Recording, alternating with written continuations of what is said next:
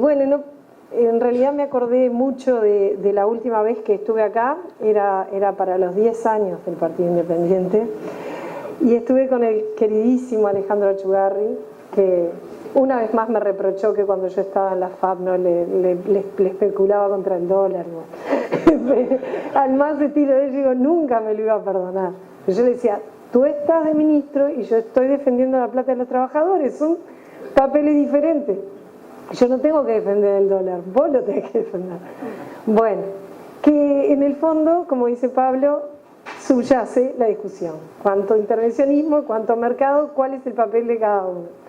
Así que bueno, me acordaba de eso y me acordaba con muchísimo cariño, así que muchas gracias por volverme a invitar. Y mi clase, cuando daba historia económica, yo la arrancaba con estas dos gráficas. Y yo les decía a los chiquilines, si al final del curso podemos explicar, ustedes pueden explicar qué fue lo que le pasó al Uruguay, mi curso valió la pena. Entonces yo arrancaba con esto. Uruguay estaba séptimo en PBI per cápita en 1870, séptimo en el mundo, ¿tá? Y la otra gráfica con la que arranco, que vamos a ver cómo se resuelve, es el PBI per cápita de Uruguay comparado con Estados Unidos. Y ahí ustedes ven cómo arrancan más o menos juntos. Estas son una serie de Madison empalmadas con otros economistas.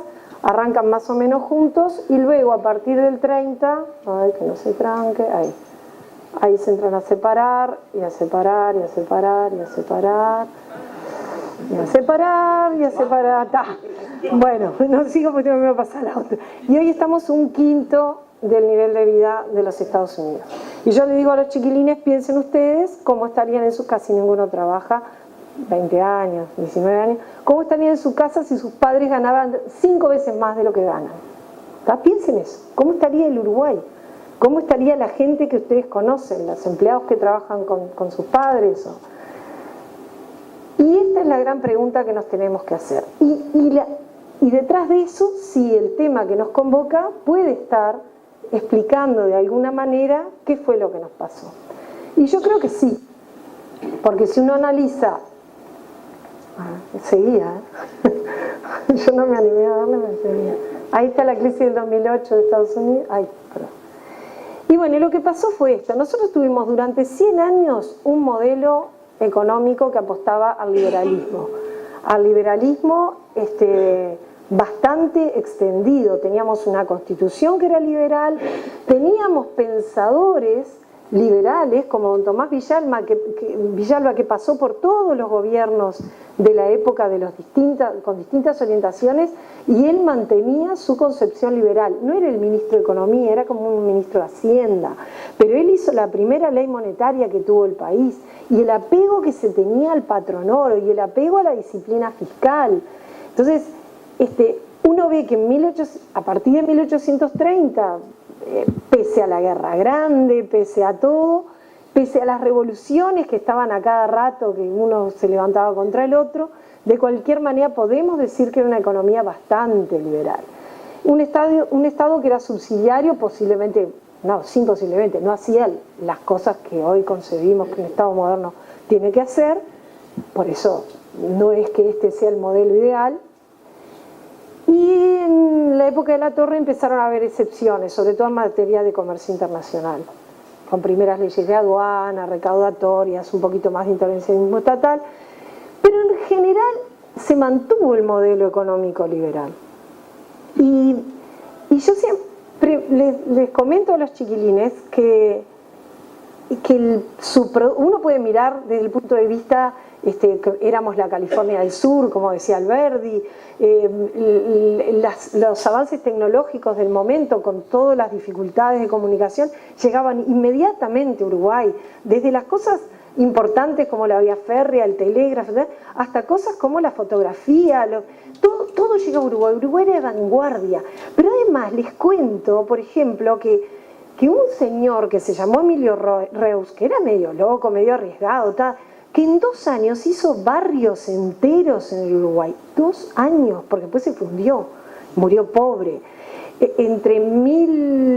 Más o menos hasta el 90, 1887 a 1890, hizo 2 barrios, hizo el Hotel Nacional, que hoy está abandonado ahí, pasando el Neptuno.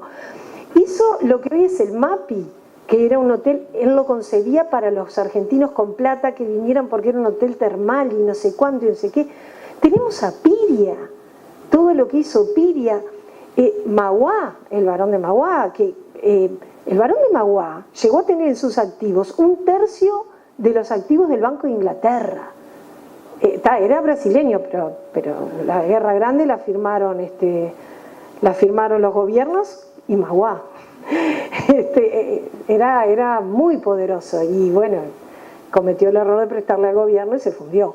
Pero bueno, cosas que pasan. Él lo había educado en las cosas financieras un inglés que le dijo: lo único que no puedes hacer en los negocios es prestarle al gobierno. No le hizo caso y se fundió. Pero además de estos hacedores, que hay muchísimos, tenemos los pensadores que daban ese siglo hasta 1930. José Pedro Varela, todos lo recordamos por el tema educativo, pero José Pedro Varela tiene un libro que a mí tuve el honor que me lo regalara el bisnieto de él, Jacobo Varela, que se llama Del Estado Actual y sus causas, una cosa así, donde habla de economía, hace el enfoque monetario del balance de pagos como no lo podría hacer un economista, y dice concretamente los problemas que están pasando, estoy hablando de 1870 y algo, en el país, y son los problemas analizados por una persona que tiene una cabeza brillante. Pedro Bustamante, el hermano, que eran radicalmente opuestos, uno era intervencionista y el otro era liberal. O sea, teníamos una generación de hacedores y de pensadores que yo estimo que era porque era un ambiente propicio para la iniciativa privada, propicio, y así estábamos, ¿no? Eran grandes ciclos. El Hotel Nacional se invitaron a orquestas de Estados Unidos a que vinieran a tocar, y de Francia y no sé qué, y champán, bueno, y después se fundió al año y pico, y todas, era muy tipo montaña rusa, era parte de ese emprendimiento. Bueno, Piria, cuando hizo el primer loteo, después se frenó porque vio lo que le había pasado a Reus, se quedó quietito y hasta el siglo siguiente no hizo nada en Piriápolis. Pero después hizo una ciudad, y como se enojó porque el Estado no le ponía la vía del ferrocarril, hizo él el tren a Pan de Azúcar. El Teatro Solís. El Teatro Solís, miren, empezó el llamado al arquitecto en 1842. Como estaba la Guerra Grande, suspendieron todo y lo retomaron en 1851 cuando terminó la Guerra Grande, y en 1856 lo inauguraron. 5 años, y en casa para llenar un bache hace 3 años que están. Y con la tecnología de esa época, imagínense lo que era hoy en día con la tecnología que tenemos. ¿Cuánto demora una obra? Hoy lo vi a Rosy, pobre, con la carretilla. Bueno, en fin. Bueno, sigamos. ¿Y qué nos pasó? Nos pasó que en 1930, a raíz de la crisis internacional, Uruguay decide cambiar su modelo económico. Y yo tengo, que la traje, si después quiere alguien mirar, el acta de la reunión en ese entonces no había Banco Central, era el Banco de la República, y don Octavio Morató, que fue un gerente que estuvo durante años en el Banco de la República, cuando había un tema importante de economía, convocaba a los pensadores, al presidente de la Cámara de Comercio, a algún legislador, gente que hacía como una especie de cónclave para ver qué hacíamos. Y están las actas de esas reuniones. Y si ustedes vieran con qué alegre inocencia que nos metimos en el modelo de sustitución de importaciones, intervencionismo estatal, control de cambios, fue un error, porque incluso, estoy hablando del 30, ya había pasado los 2 gobiernos de Valle y hubo un avance del intervencionismo, pero con un celo muy grande en las cuentas públicas y en la parte monetaria. Uruguay abandona el patronor en el 14, no por tener problemas internos, sino porque lo abandonó el mundo, pero Uruguay era fiel a un patronoro mental, ¿tá? Entonces, ahí se abandona. Y ustedes saben, de todos esos pensadores que estaban ahí, ¿quién fue el único que dijo no? Si hay una crisis, Uruguay tiene que flotar, tiene que abrir la economía, somos un país pequeño, no podemos hacer este disparate, no sé qué. Frugoni, socialista de esa época. Y yo a veces pienso, ¿no? ¿Qué hubiera pasado si? ¿Qué hubiera pasado? ¿Qué hubiera pasado con esa gráfica que ¿Qué hubiera pasado si le hubiéramos hecho caso a Frugoni?